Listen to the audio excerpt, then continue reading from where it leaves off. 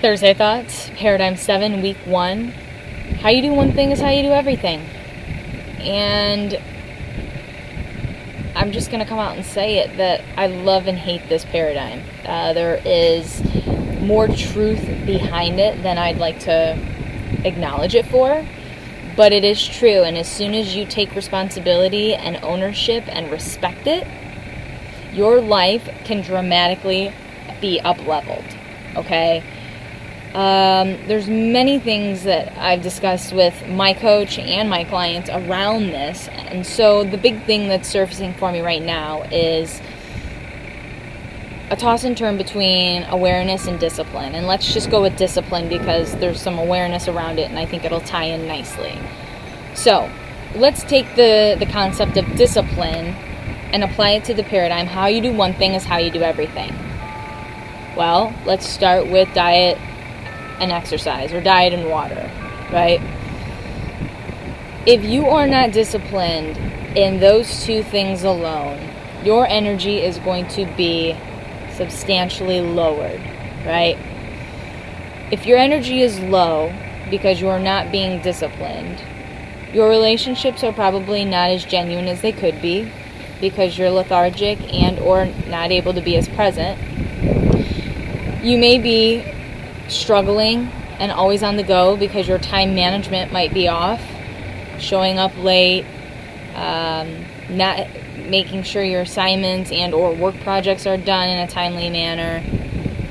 So then you got that, and that's causing stress and anxiety, which then also probably leads to the poor food choices and or lack of hydration and good sleep quality. But more importantly then, when we're not disciplined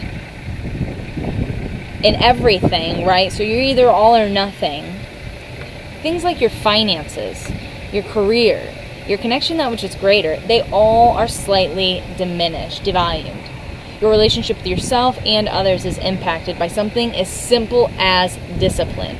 You cannot be disciplined in just diet and exercise and not take in the realm of finances, relationships, your job, your career, or connection to that which is greater, and have a successful up-leveling experience unless you apply it to all. Because it's like you're going here, but then all these things are just staying right here. So as a whole, around awareness, it's about really checking in who are you being and what are you doing, and taking that acknowledgement, that awareness, and understanding that how you do one thing is how you do everything. If you're not disciplined in taking care of yourself, whether it's, and if it's something as simple as diet and exercise, you're likely not going to be able to take care of others. And this is a fascinating concept around parents especially, because they're often saying, well, my kid's my first priority, and that's okay. But if you're not going to take care of yourself, you're likely not going to be taking care of your child as well as you can be.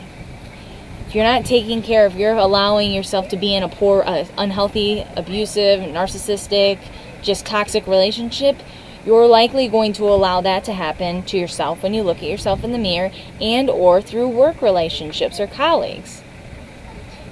We live in an energy sovereign world. So you have to be very, very aware of who are you being, when you're being it, and how are you making sure that your life as a whole is in check with who you are year to date.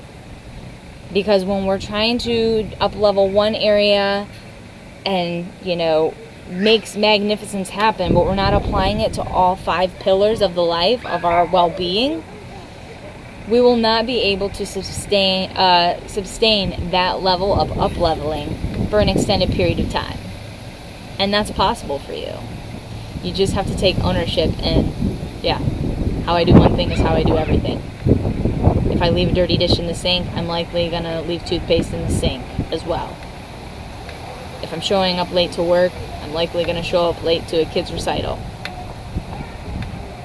If I'm half-assing laundry folding, I'm likely going to half-ass a work project. It's all tied together, folks.